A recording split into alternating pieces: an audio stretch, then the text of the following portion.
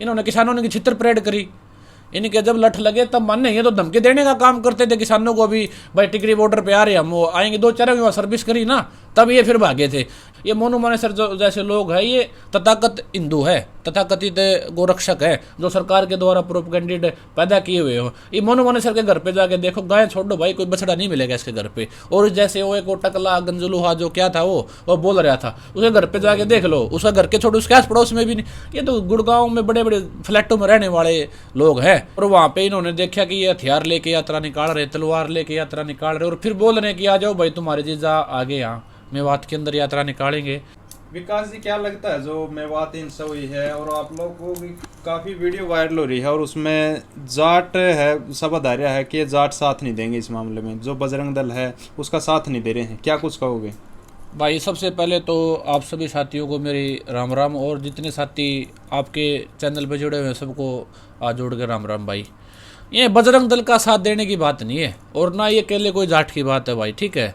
ये तो वो लोग हैं, बजरंग दल लगा लो, या जो इस हिंसा को भड़काने का काम कर रहे थे लगातार, ये लोग हिंदू मुसलमान के दंगे आपस में करा के और चाह रहे थे कि किसी न किसी तरीके से, मतलब भावनाओं में हिंदू समाज को लगा लो, जाट समाज को लगा लो, किसान समाज को लगा लो, या इस तरीके से ही इन्होंने कॉल दी कि भाई आप लोग आओ।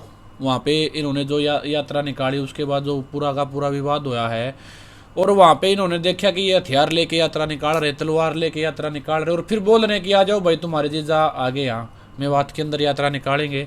तो इस तरीके का इन्होंने माहौल क्रिएट किया, क्योंकि जब से हरियाणा के अंदर बीजेपी की सरकार बनी है, आपने देखा होगा लगातार इन्होंने दंगे कराने का काम किया, कभी जाट नॉन जाट के दंगे कराए, और लोग अब इन चीज़ों को समझने लग गए कि ये मुद्दा तो हरियाणा के अंदर चलेगा नहीं, क्योंकि लोग किसान आंदोलन के बाद बहुत जागरूक हो गए, भाईचारा बहुत मजबूत हुआ है। हरियाणा का ही नहीं, मतलब आसपास के प्रदेशों का, स्टेटों का भी आपस में, चाहे सरदार भाई हो, चाहे मुसलमान भाई हो, चाहे हिंदू भाई हो, सब मिल जुल के रहने लग गए थे। इन्होंने सोचा ले कि ये धर्म, अब ये मुद्दा तो चलेगा नहीं तुम्हारा, क्योंकि इन्होंने किसान आंदोलन में भी ट्राई किया था। एक समय आपने देखा हुआ 26 जनवरी के पास इन्होंने खालिस्तानी और हिंदुओं को आपस में कह रहे थे कि खालिस्तानी बताने लगे थे सारे पंजाब वाले भाइयों को, और ये चाह रहे थे कि किसी न किसी तरीके से सिख और हिंदू भाइयों के दंगे हो, लेकिन वो भी प्रोपेगेंडा इनका नहीं चला, क्योंकि हरियाणा और पंजाब के लोगों का जो सरदार भाई हमारे बैठे थे वहाँ पे, और हरियाणा के जो किसान भाई बैठे थे, उनका भाईचारा इतना मजबूत हो गया आपस में, वो प्रोपेगेंडा तो उनका चला नहीं। इन्होंने फिर अब कोशिश करी कि भाई जाट नॉन जाट वाला मामला भी तुम्हारा हरियाणा में फैल हो चुका है, तो भी इन्होंने हिंदू मुसलमान की लड़ाई कराने के लिए, और जो इलेक्शन 2024 में नज़दीक आ रहा है, उसमें इन्होंने वोट रूपी राजनीति करने के लिए इस भावना को भड़काने का काम किया था भाई।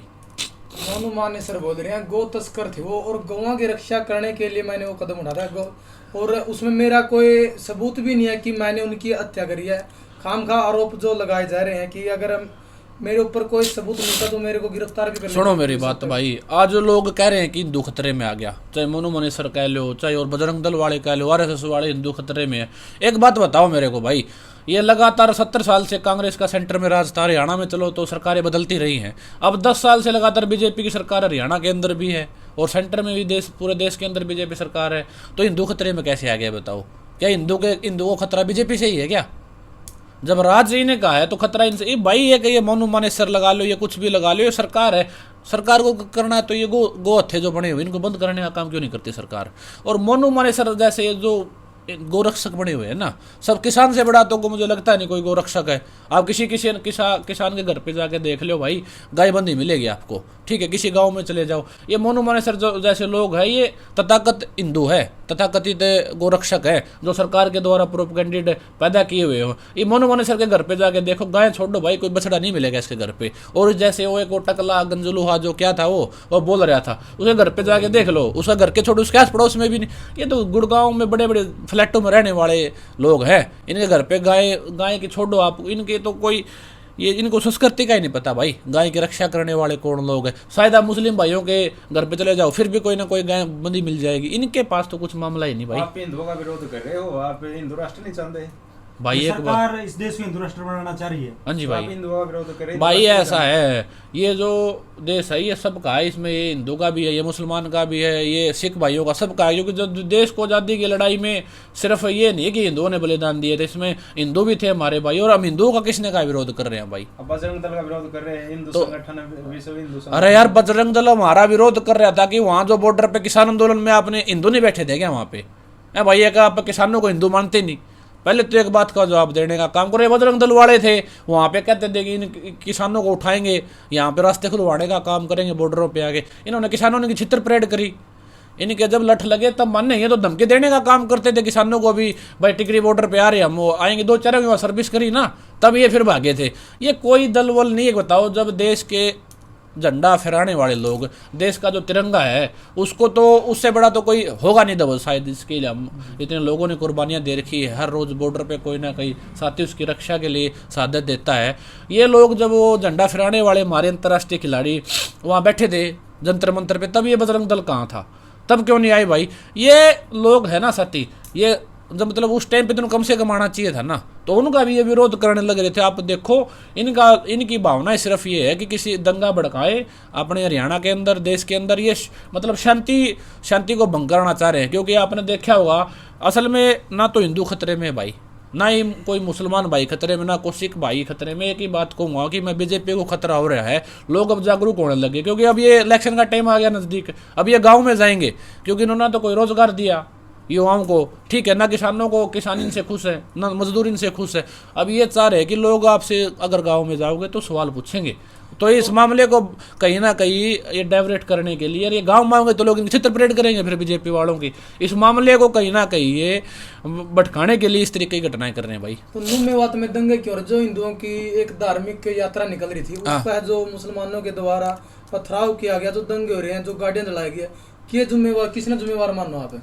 मैं तो इनको ही मानता हूँ, ये बजरंग दल वाले और ये मोनू मानेसर जैसे लोग हैं, इनको मैं इसका जिम्मेवार मानता हूँ। यात्रा निकाल रहे थे, क्या यात्रा नहीं निकाल? मैं चलता हूँ मेरे साथ, आप ऐसा करो, अपना ये आपके कैमरे में देखना, ठीक है, आप मेरे साथ चलने का काम करो, मैं अब आपके साथ में चलता हूँ, ठीक है। नू लेके चलो मेरे को, मेवात में किसी भी जगह लेके चलो, और मैं खुद वहाँ जाता हूँ, तो वहाँ के लोग इतना प्यार प्रेम करते हैं आपस में, वहाँ भाई ऐसी कोई वो नहीं है। आप जब मर्जी चलो, अभी तो वहाँ पे थोड़ा ये चल रहा है, इसके बाद जब भी आप चलोगे, जहाँ से जिस गली से आपको यात्रा निकालनी है, मैं निकालूंगा भाई आपके साथ में। मतलब जमाई और जीजाई पिटाई हुई होता है वहाँ पे ऐसा है, वो क्या था, वो जमाई तो मिला नहीं, फिर वो कह रहा था कि मैं तुम्हारा बेटे वो आने लग रहा हूँ, मोनू मानेसर ये जो बोल रहा था ना, वो तो फिर ये जो उसके साथ में बराती थे ना, उनकी पिटाई हुई है, वो तो भाग गया पीछे से, पिछली गली से निकल गया वो तो आपका क्या कहना है? धर्म के नाम पे पॉलिटिक्स हो रही है भाई। एक बात बताओ, आप जिस हिंदू धर्म की बात बीजेपी कर रही है, ये बजरंग दल वाले कर रहे हैं, इन्होंने धर्म के लिए क्या क्या, ये बताने का काम करो। मुझे एक काम बताओ, जिसने इन धर्म के लिए क्या कर रहे हैं, तो सिख भाई कर रहे हैं। धर्म का मतलब क्या है? सेवा करना है लोगों की। अब आप किसी गुरुद्वारे में जाके देख लो, किसान आंदोलन में देखो, अगर सिख भाइयों ने कितने लंगर लगाने का काम किया, लोगों की सेवा करने का काम किया। एक बात बताओ भाई, ये हिंदू धर्म के नाम पे सिर्फ वोट लेने का काम कर रहे हैं क्या? हिंदू राष्ट्र बनाने की बात कर रहे हैं लगातार, है जो ज्ञापन भी दिए जा रहे हैं। कहाँ पे हिंदू राष्ट्र? किसको ये राष्ट्र? यार एक बताओ, जब ये पहले तुमसे एक बात पूछो, आप क्या ये जो ये भारत है इसको आप बदलना चाह रहे हो क्या? इनसे एक सवाल पूछने का काम करो। ये तो फिर खुद दंगा कराने का काम, क्यों ये जो सरदार भाइयों को क्यों कहते हैं कि आपने देखा होगा, ये लगातार पंजाब में सरदार भाइयों पे आरोप लाते खालिस्तानी है, मतलब वो भी कुछ, क्योंकि लोग उनमें से कुछ 1-2% है लोग जो कहते हैं कि भाई खालिस्तान शब्द वो यूज करते हैं, तो ये हिंदुस्तान मतलब ये हिंदू राष्ट्र की बात करते हैं, कल को मुस्लिम राष्ट्र की बात करेगा, फिर कोई ईसाई राष्ट्र की बात करेगा, तो ये कहीं ना कहीं हिंदुस्तान को तोड़ने की साजिश तो खुद कर रहे हैं फिर ये। तो क्या लगता है मेवात हिंसा रुक गई है, या फिर वहाँ फिर बवाल बार भाई ऐसा है, जब आप वो कह रहे थे कि वो जिज्जा जो क्या था वो तुम्हारा बराती, जब सबकी पिटाई होगी तो दोबारा वो चप्पल उठाने के लिए तो जा नहीं रहे। मैं तो कह रहा था एक दिन उनको, भाई वो चप्पल जो इकट्ठी हो रही है उनको उठा के कौन लाएगा है भाई, उनको कम से कम लेके आ तो आओ। मेवात में नू में लगातार मुसलमानों के मकान ढाए जा रहे हैं, क्रेन से पीला पंजा चल रहा है। जो मैं क्या देख रहा था, वो क्या थे, वो बजरंग दल वाले थे, कौन थे वो पता नहीं, वो कोई एक दुकान में लूटपाट कर रहे थे, वो वीडियो चल रही थी, कौन से दल वाले थे मुझे तो देखा नहीं। किसी के उन्होंने टायर उठा लिए, किसी के बेचारों के वो टॉफियाँ उठा रहे थे, ये कोई अच्छी बात थोड़ी है। मैं तो कहता हूँ सरकार को, अगर किसी भी मुस्लिम भाई के या किसी भी वहाँ पे दुकान, चाहे किसी हिंदू भाई की हो, चाहे किसी भाई वहाँ पे जाट की हो, किसी ब्राह्मण की हो, किसी की भी हो यार, वो अगर किसी की दुकान में कोई नुकसान हुआ तो सरकार को उसकी भरपाई करनी चाहिए, मुआवजा देना चाहिए। लेकिन मुसलमान के जो मकान छोड़े गुड़गांव से, क्या भाई? मकान छोड़ कर चले गए हैं। 2 से 2,500 मकान थे मुसलमान। एक बात बताओ, आपको अगर 400-500 लोग आपके घर को आके घेर लें और चारों तरफ से आपको आपके ऊपर हमला करने लग जाए तो आप क्या करोगे? छोड़ के भागना पड़ेगा जान बचाने के लिए, और क्या करोगे भाई बताओ? तो सरकार क्या करी? सरकार की जिम्मेवारी है। मैं तो करा ही रहा हूँ, मैं तब दंगे सरकार करा रही है ना। सरकार का तो काम ही है किसी तरीके से ये चाह रहे कि माहौल भड़के, और ये फिर तो नूह में हो रहे हैं। हाँ। और मकान खाली गुड़गांव में हो रहे हैं। भाई एक बात बताऊं, यहाँ हांसी के अंदर भी मुसलमानों को मतलब वो दिया गया कि 2 दिन में आप हांसी खाली कर दो, अल्टीमेटम दिया गया। तो उनको एक बार बोलो 2 दिन तो हो गए हैं पूरे, हाँ। तो कब कराओ खाली? अब की बार वो मेरे को देख रहा था वो वीडियो, अब की बार उनको कहीं प्रदर्शन करने के लिए आए तो बताया कि आए पहले, ठीक है। अगर हांसी में अगर कोई ऐसी यात्रा निकालेगा, आपका या पूरे हिसार में कहीं निकालेगा, जिंद में अगर कोई ऐसा यात्रा निकाल के किसी धर्म को स्पेशल पूरा, क्योंकि देखो हर एक धर्म में अच्छे बुरे लोग सभी धर्मों में, अगर किसी को खास टारगेट करने का काम कोई करेगा सरकार के इशारे पे तो किसान उनका इलाज करने का काम करेंगे। अगर कोई अब हांसी में दोबारा आके ऐसी यात्रा निकालेगा तो भाई हम उनके सामने खड़े होकर उनका विरोध करने का काम करेंगे। आसपास के सभी शहरों में ये विरोध प्रदर्शन किया गया बजरंग दल के। सुनो, प्रदर्शन शांतिप्रिय तरीके से कोई प्रदर्शन कर सकता है क्या? नारे लगाए गए हैं, अल्टीमेटम दिया जिस दिन मूल्य काटे जाएंगे, रसगुल्ले बांटे जाएंगे, हिंदू हिंदुस्तान का, मुल्ला पाकिस्तान का। फिर एक बात देखो ना, फिर देश को तोड़ने का काम, मैं तो ये कह ही रहा हूँ आपको कि बजरंग दल वाले देश को तोड़ने का काम कर रहे हैं, RSS वाले, विश्व हिंदू परिषद वाले और ये बीजेपी वाले, क्योंकि भाई इनको पूरा खतरा है। 2024 में देखा आपने सारा विपक्ष इकट्ठा होने लग गया, लोग इनसे दुखी है, तो ये दंगे भड़का के अपना मामला फिर से चाह रहे कि 2024 में वापसी करना, लेकिन अब ये इनकी लोग इनकी भावनाओं को समझने लगे भाई। लेकिन विधानसभा में विधायक मोमन खान का एक बयान है कि मोनू मानेसर को प्याज की तरह फोड़ दें और मेवात में आ, तो वो भी तो एक विवादित बयान था। भाई एक बात बताओ, अगर आप किसी लोगों को बार बार परेशान करोगे ना, एक बात बताओ, मैं तेरे को एक बार 5 थप्पड़ मारूं तो एक बार तो आप भी मारोगे भाई। अगर अब जैसे को तैसा, अगर आप लगातार आप लोगों को परेशान करने का काम करोगे तो ये सीधी सी बात है, लोगों को, ये लोकतंत्र है भाई, यहाँ पे लोकतंत्र सबको, एक जिसको यहाँ पे जन्म मिल गया ना, इस देश में शांति बनाए रखने का इतना ही फर्ज तेरा है, इस हिंदुस्तान में, इस हरियाणा प्रदेश में इतना ही मेरा है, क्योंकि यहाँ पे जिसको जन्म मिल गया सबके समान जिम्मेदारी है इस प्रदेश को, इस देश को आगे बढ़ाने की। अगर आप लोकतंत्र में किसी को दबाने का काम करोगे तो भाई ये लोकतंत्र है, कोई दबने वाला नहीं है। अगर आप किसी को एक थप्पड़ मारोगे तो बदले में आपको ईंट का जवाब पत्थर से देने का काम करेगा। मतलब आप हिंदू राष्ट्र नहीं चाहते?